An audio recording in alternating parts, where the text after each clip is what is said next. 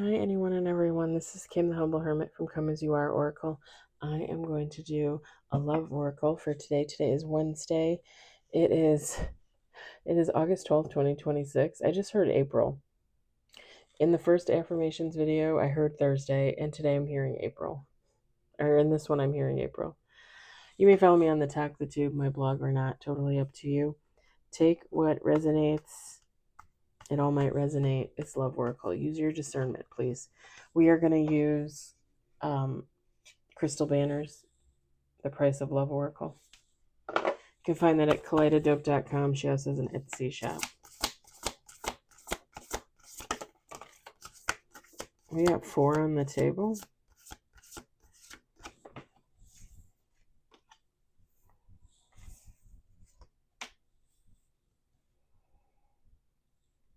Someone knows they have unfinished business with somebody, but someone feels like something's a dead end. 2 more shuffles.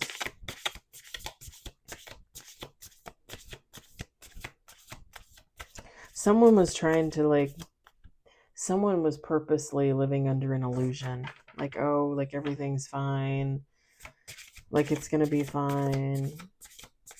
And now somebody's realizing it's not going to be fine. I just heard Twisted Sister. Twisted Sister. We got 5 on the table, bottom of the deck. We've got Shattered, Unfinished Business, Dead End. We've got Healing. And we've got Solitude. So feminine, masculine, take how it resonates. Is this you? Is this somebody you're connected to? Whatever the case, somebody was living under an illusion, like thinking like everything was okay, everything was going to be fine. And then it's like waking up one morning and realizing like, damn, like everything is not fine. Everything is not okay. Like, I'm having issues. This whole thing is an issue. Someone else is an issue. Like, we got issues. Like, and somebody feels like, even though they feel like they have unfinished business with another person, they feel like they can't go towards them. They feel like there's no reason for them to bring it up. There's no reason to talk to anybody. It's kind of giving like it's too late. Like somebody woke up too late. Kind of that that thought like, oh no, I don't have no regrets, like I did everything I could, and then waking up and being like, oh yeah, I didn't do shit. Like, oh my god, do I regret not doing anything? Like somebody's in their feelings for sure. Whomever this is, that they, if they're not already, they're going to be going into hermit mode to heal from a situation, you know. And it's not in the cards, right? It's not out here, but I'm just gonna say it because I'm hearing it and I'm feeling it. Somebody can go into healing mode and then totally change their mind and come back around, you know, and finally have the courage, the gumption to say something, right? To do something. Because sometimes it takes that. Okay, well, I dropped that on the floor. Sometimes it takes that minute, you know, to just self-reflect, get your bearings, you know, think about things, think about other people besides yourself, right?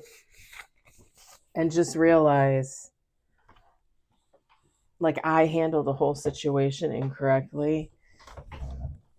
And here's my thing, you guys. I don't think it's ever too late. I don't think, and I've talked about this before. What is with my hair? It's like I got a comb over.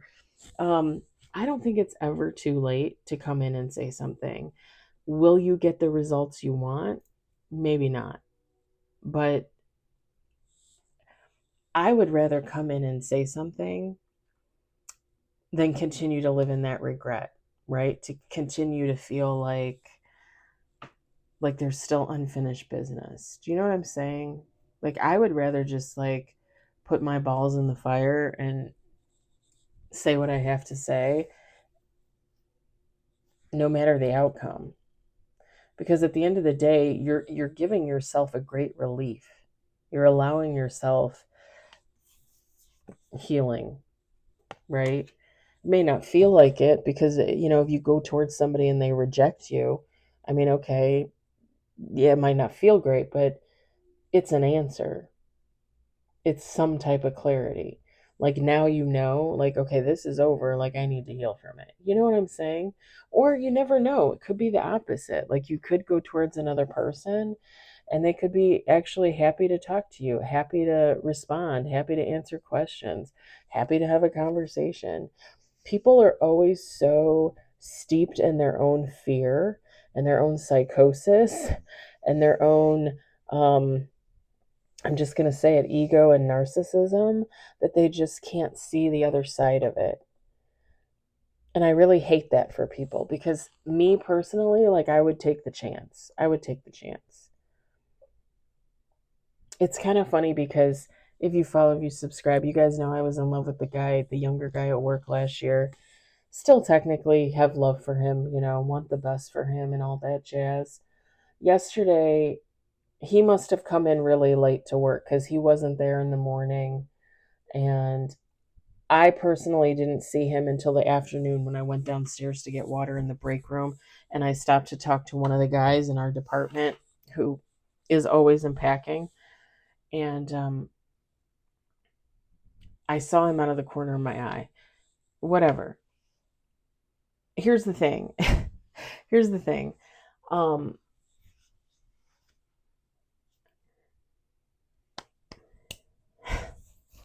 Sorry. I was in picking most of the day. And at the end of the day, our boss, because packing was so backed up, it was like there was probably only like 5 or 6 people up there packing. You guys, there's 14 pack stations up there. If you only have 5 or 6 people packing, you are behind. Like, you are going to be behind all day. There's no way. There's no way they can handle that volume. None. So at the end of the day, one of our new boss actually sent everybody up there to pack except for, I think, 4 pickers. They stayed and picked. And everybody else went up there to pack. So I went up there to pack. So the guy I was in love with last year was up there. And when I tell you that there is such animosity there, like, there is such like I loathe having to be around you kind of attitude. Like, I hate having to look at you kind of attitude. And I've told you guys this before. Like, I literally have just spent the last year trying to stay out of his way and not having anything to do with him, because that's the vibe he's giving off. And when I tell you, yesterday was no different, no different, even more palpable, I feel like. And the lady that I was friends with, who they might be together, they might not be, the one with the husband and the kids, she was up there too. So I assume, I mean, even if they're not together, they're friends. So they're up there talking all day, okay? As soon as I came up there, like, total energy shift. Total. Total. And it's like everybody knows something's going on between them, whether they're really good friends or they're lovers. So everybody knows something's happening. Like, there's like 40 people in our department. People are always talking, right? There's always gossip. You don't have to shift that energy for me.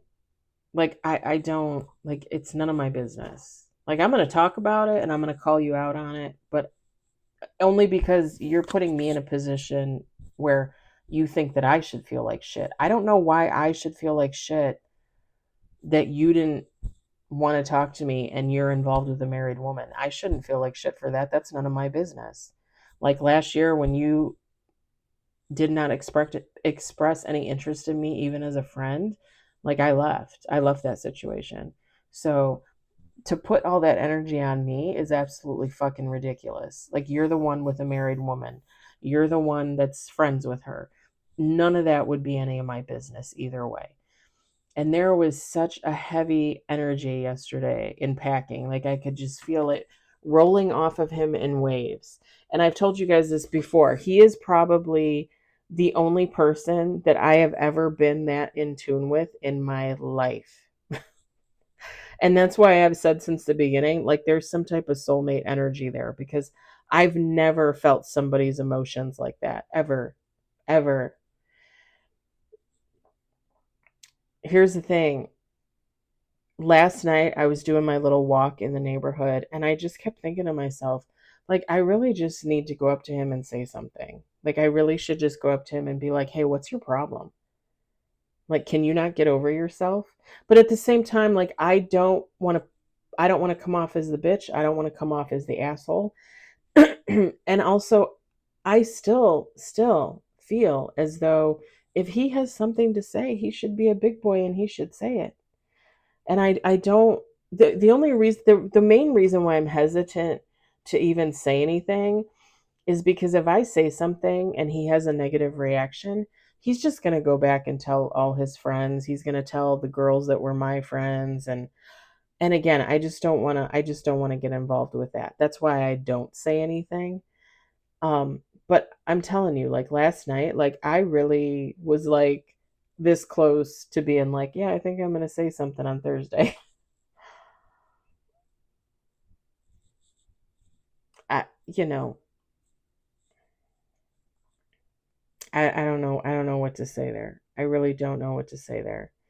Like, and even from last year, like all I ever wanted, what was best for him. And I mentioned it in the post yesterday. I talked a little bit about him. Last year when we were talking, when we were friends, like the beginning of the year, spring, um, before I made sure that all came crashing down. I had told him, like, and I still believe this. I still believe that he was meant for more. He wasn't meant to be working in a warehouse the rest of his life. Like, he can go places, right? Like, if he gets off his ass and he's motivated, he can go places. And the sad thing is if he is involved with this woman, with the husband and the two kids, I just don't see that happening for him. I just don't see that happening for him. You know, I just don't. I think he's going to be stuck there. He's going to be stuck there. And it's just not something I ever wanted for him. It's really sad, actually. I don't think he realizes, or maybe he does. Maybe they are just friends and he keeps it that way because he does realize. I don't know. But, she's looking for a big kahuna. She's looking for somebody with money. She's looking for somebody with prospects. And I've said this before. I think she wants to leave her man because there's stagnation there, and she thinks it's on the man. Like, she thinks she's going to get with a new man and she's going to make them work for her and she's going to make them bring in the abundance while she sits back and, just does her little 40-hour a week job and gets her nails done and gets pampered. And life isn't like that, honey. Like, if you want a millionaire, you're going to have to go out and search for that shit. And you're going to have to dress and look a lot better. And I'm not trying to be mean. I'm just saying, like, there is absolutely nothing that she puts off that would attract in that kind of energy. There just isn't. And even her personality, like when you first meet her, when you first talk to her, she comes off as kind of, like quiet and nice and sweet and inquisitive. But when you get to know her, like, you can see that dark side. You can see that flip side, that snarky side, where she starts making comments and she starts judging you and backhanded compliments and things like that. And I don't know her situation with her man, her marriage, whatever you want to call it. Um, I always say married just because, from what I know, Hispanic culture, a lot of people refer to their people as spouses as being in a marriage, and they're not. So that's the only reason why I call him her husband. I mean, they've been together long enough for him to be her husband anyway. But yeah, she does not put off that energy, and I often wonder, like, has he realized that yet? The guy that I was in love with last year, has he realized what's there, what's lying underneath? Has he seen the smoke in the mirrors? You know, like I just wonder like when he's going to wake up and realize, you know?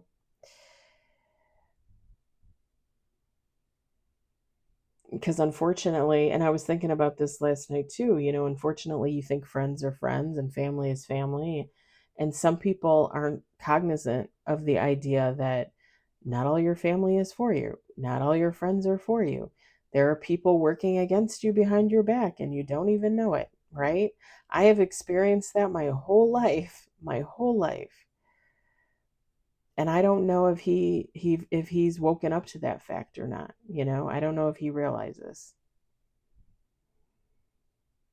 And I just I want better for him. I pray for him, you know.